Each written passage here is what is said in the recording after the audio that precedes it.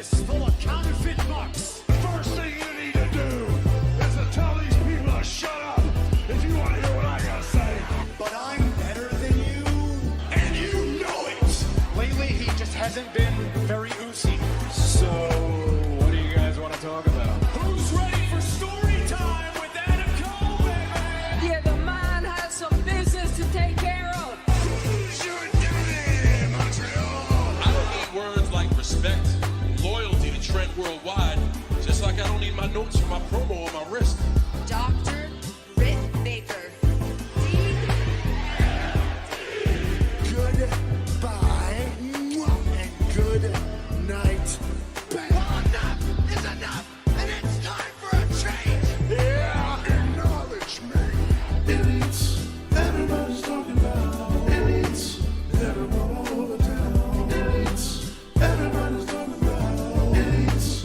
Everyone all over town. Elites, everybody's talking about elites. All right, what's up, everybody? Elites Pro Wrestling Conversation is on, and I am talking about last night's edition of AEW Dynamite.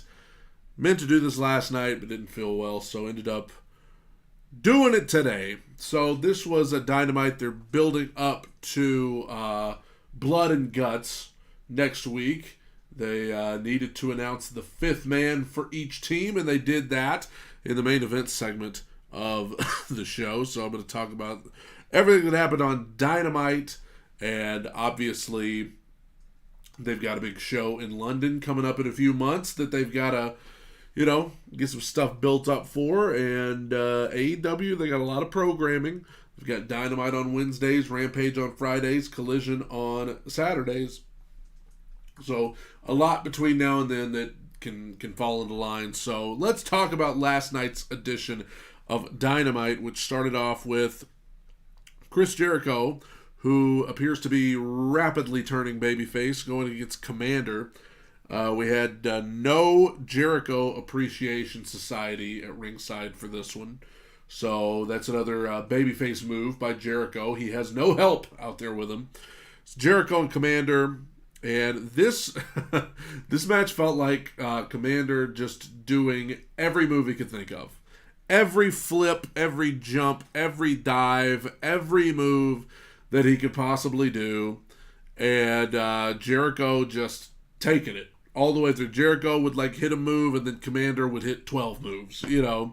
This was kind of a show off for him. And at one point, Commander did a Phoenix Splash where he didn't quite make it over for a total flip. And then Jericho caught him in a code breaker in midair. Barely. He didn't get all of that code breaker. But he hit him with a code breaker in midair. And then Jericho put him in the Lion Tamer and submitted him for the win. And this Lion Tamer that Jericho had on Commander here, this looked like the old ones from WCW that looked actually painful. He had Commander in this Lion Tamer, and my back was hurting. Okay?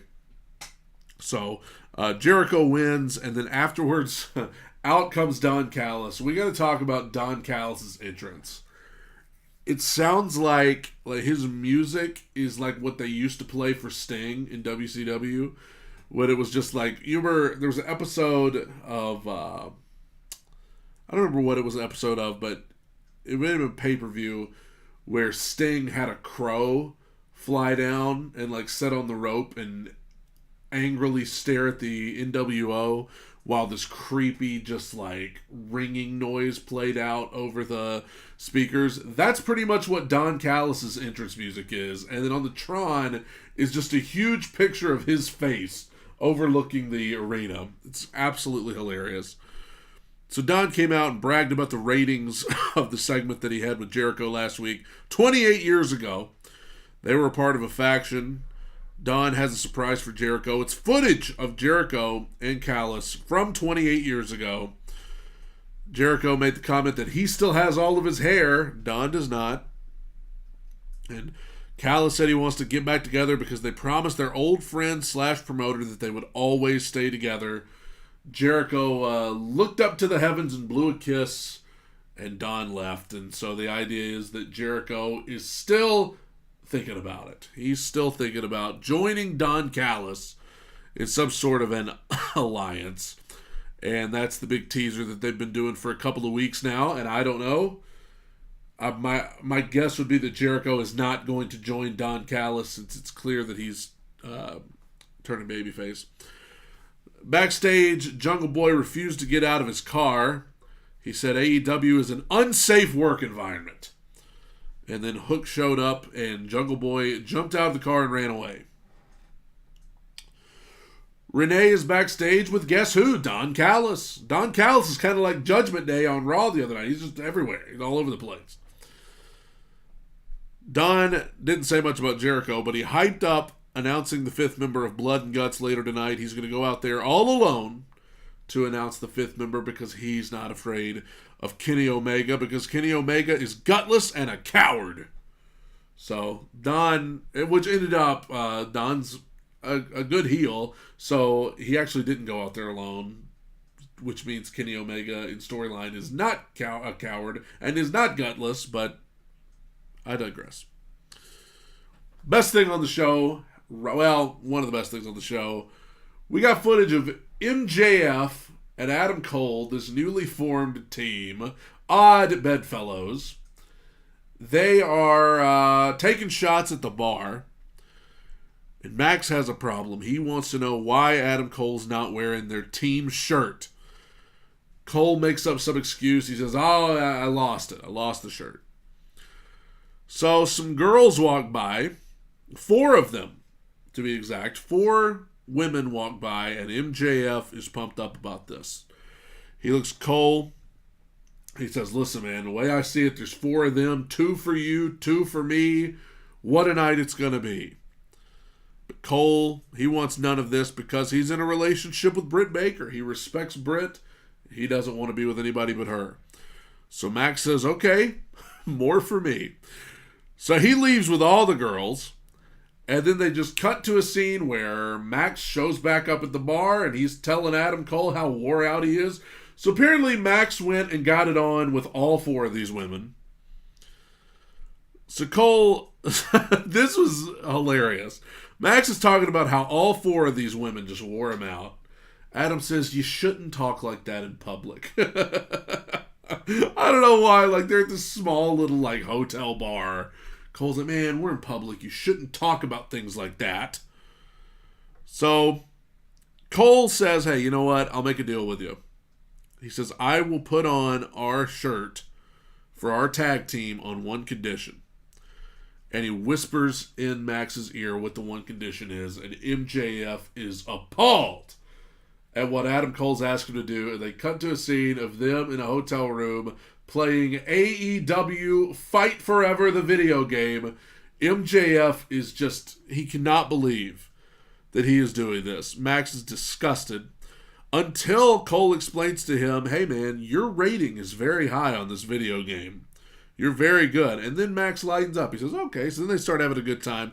They're playing the video games. They both have the shirts on. They're having a great time. And then out of nowhere, this segment gets deep. Because Max says, you know what? He says, this is a lot more fun to play video games like this when you have somebody to play with you. Cole says, are you telling me that you've never played multiplayer on a video game before? Played with other people? Now remember, Adam Cole used to be a regular on Xavier Woods' Up, Up, Down, Down channel. So we know Adam Cole, like, he plays video games. He plays multiplayer all the time on Up, Up, Down, Down with Woods and Tyler Breeze and Claudio Castagnoli, all of those guys. So Cole looks at MJF. He says, you tell me you never play multiplayer? And they get this zoom in on MJF, and the wackiness stops for a little bit. The goofiness subsides. And Max says, well, you have to have a friend to be able to do that. And for just a half second, this goofy segment stops being goofy. Because Cole's just looking at him, and he's kind of heartbroken for him. This guy has no friends. Because of course he has no friends. He's MJF. He's a jerk. Now, let me say this. MJF is awesome, okay? And he's been the world champion for a little bit now. But it feels like MJF, he's a tremendous promo. He's a tremendous wrestler. He's great at everything. But his character, to me, feels like it has not progressed a lot over the last few years. He's just he teases that he's going to show some humanity. He did it in the storyline with CM Punk. He did it when he cut the shoot promo on Tony. He teased all these different things to where he's going to turn a little bit toward the light instead of the darkness. And then he just reverts right back to the darkness. So here we have it again. He is teasing that he has no friends. He's never had any friends. He's never even played video games with anybody because he has no friends to play with. And now he's found, as unbelievable it is, he has found a friend in Adam Cole. Because they were paired together in this tournament. And you're starting to feel sympathy for MJF again. He has no friends. He's never played multiplayer on a video game. If this ends, and it will, with him turning heel and beating up Adam Cole and saying that all of this was just a ruse, it's just not going to be any good. I'm sorry, it's not going to be any good because it's just going to go right back to what it always is. MJF's a terrible person. He's the devil. He's this terrible... I mean, he's been doing it for 3 years. He's great at it. But I think we are to the point now. AEW's been around for a few years. We're longing for something new. So this is an opportunity to, give us a backstory on why this guy has no friends. Why he has become this devilish character. Because life hadn't been too kind to him. There's so many things you could do. But if it's just going to result in MJF turning on Cole and going back to doing what he was doing, and it's all just been a big facade, forget it. But this is an opportunity for them to do a storyline, which they need more of. They have great wrestlers all over the place, but they need story. It's the most important thing you can have in wrestling. This is an opportunity to do it, and they've got the right guys in place in the storyline to do it. But if it's just going to result in the same old stuff, then boo. Cole admits that, when this all started, I had every intention of just cutting you off and jumping you and beating you up. Max says, you know what, I had the same intention, but you know what? Cole tells MJF, he says, you're a cool guy. Max says, hey, you're cool too. MJF wants to win the titles. They fist bump. And I concluded my part in the notes by saying the graphics for the Fight Forever video game are not great. Darby Allin and Orange Cassidy versus Daniel Garcia and Sammy Guevara in the Tag Team Eliminator. So they're going along, and you know how it is. These four guys, they're having a good tag match.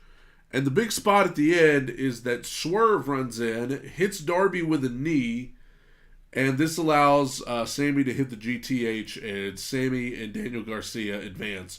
So the deal here is Swerve is apparently feuding with three people at once. He is feuding with Darby Allin, he is feuding with Nick Wayne, and I guess he's kind of still feuding with Keith Lee. They never did anything, they've been hyping that match up for a year, and I just don't care anymore, I'll be honest with you. But Swerve's great, and so obviously there's something coming down the pipe with him and Darby Allin, and he costed the match. And Sammy Guevara got a pin over Darby Allin. So there you go. Speaking of story, I talked about how important it was AEW needed to have more story to their show that people could get invested in. We got a video package of Nick Wayne talking about training with his dad, Buddy Wayne, and his friend Darby Allin. He told a story of his mom crying the day that his dad passed away, when she had to tell him about it and how devastated he was. He wanted to be a wrestler for himself, but now he wants to be a wrestler also for his dad. Says he's ready for tonight, and he has been ready his whole life. Now this is the kind of story that the people can really get behind, Renee is backstage with Adam Cole, who is on the phone with Britt Baker. Roderick Strong walks up and he asked Adam Cole, he said, are you really starting to like this MJF? Cole says, hey, he's not a bad guy. he got a text from MJF asking if he's down to do a double clothesline tonight, followed by a text saying he just walked by Brian Cage in the hall and now he has the flu. And so Cole has to go and get him and convince him to come out and fight. I love this team. So then we get Big Bill and Brian Cage versus MJF and Adam Cole. Most of this was just comedy of Adam Cole and MJF being friends, being a team. MJF still this dastardly villain, but Adam Cole's a good guy, so Cole's having to convince him to turn to the bright side. And they're going along, they're doing all these funny spots. Then they got the heat on MJF forever, who finally tagged in Adam Cole. Cage picked up both guys and tossed them, and MJF and Cole ended up getting the momentum and hit both their moves for the pin to advance, but they never hit the double clothesline. They are building up to the big moment where they're going to hit a double clothesline. Afterwards was promo time. Fans applauded them, and MJF asked, "We got any devil worshippers in the house?" Talked about how over he was, and then talked about how over Adam Cole is. Got the fans to chant, "Do the thing." And so Adam Cole did his pose. Adam Cole, baby. Max advertised the shirt. And then talked about how they're eventually going to hit that double clothesline, and the fans chanted, "Double clothesline." Cole said he never expected any of this to actually work. He expects to win this tournament, and now he expects to win the titles because they're better than you, baby. Best thing going right now, man. These two guys, best thing going in AEW. Backstage, Jake Hager, standing outside Jericho's dressing room. He goes in and he asks Jericho, "Are you actually considering joining Don Callis?" So this is kind of two things happening at once that are very similar. We just had Roderick Strong asking Adam Cole, "Are you really going to align yourself with MJF?" And now we have Jake Hager asking Jericho, "Are you really going to align yourself with Don Callis?" Jericho said, "Don's made some great points. I just need some time." So Jake does the unthinkable and takes the hat off.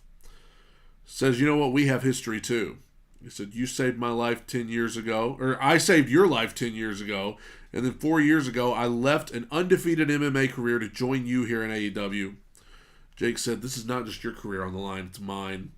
And if you can't just shoot straight with me, then whatever." Hands him the hat, and that's it. So they're teasing that Jericho is going to join Don Callis. Ruby Soho versus Sky Blue in the Owen Hart tournament. The referee ejected Saraya and Tony from ringside. Sky dropped Ruby right on her face for a near fall. I liked this finish. She dropped her right on her face, and Ruby sold that she was seriously hurt. She was grabbing her nose, and so Sky Blue had to kind of let up because she thought she was actually hurt. But then Ruby hit her move and pinned her to win to go to the finals of the Owen Hart tournament. And that was pretty, I liked that finish. We got a rap music from Harley. What in the world? Then we got Swerve Strickland versus Nick Wayne. Fans were solidly behind Nick. Darby came out to encourage him. I mean, it was just, Swerve's just great. He is so great, and Nick Wayne's great too. In terms of just super athletic, can do a lot of great moves. Nick hit a backwards Hurricane Rana off the top rope. It was nuts. Then he hit the Cody Cutter pretty much. Swerve got the ropes. He went for the move again, but Swerve hit a powerbomb from the top and a kick to the head, but Nick kicked out of that. And then Swerve hit another move.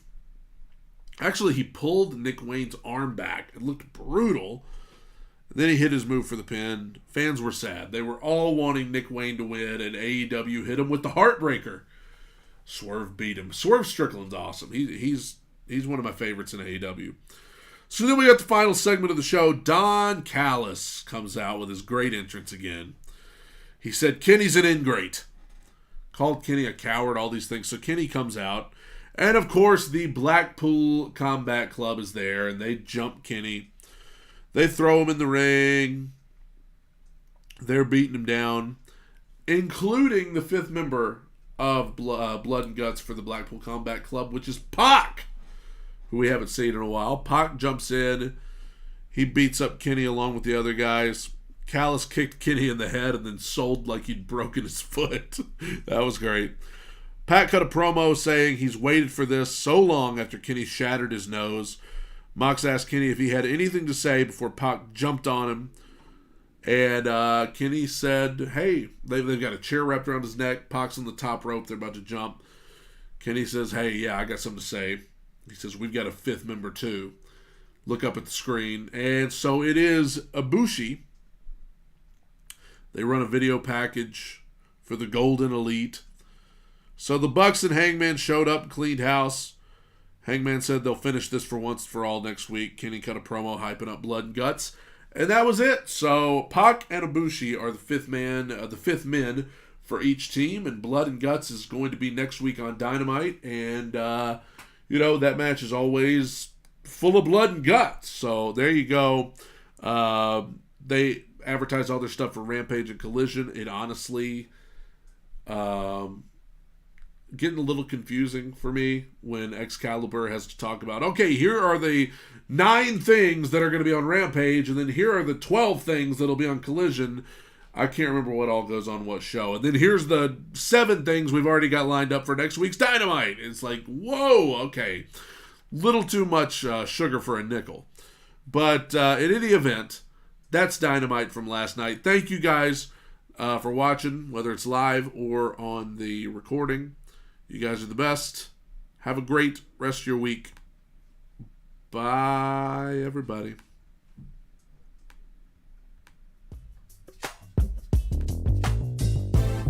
And that's the bottom line. Why? 'Cause Stone Cold said so. The one true, genuine article in a business full of counterfeit bucks. First thing you need to do is to tell these people to shut up if you want to hear what I gotta say. But I'm better than you. And you know it. Lately, he just hasn't been very oozy. So, what do you guys want to talk about? Who's ready for story time with Adam Cole, baby? Yeah, the man has some business to take care of. Who's your daddy, Montreal? I don't need words like respect, loyalty to Trent Worldwide, just like I don't need my notes for my promo on my wrist.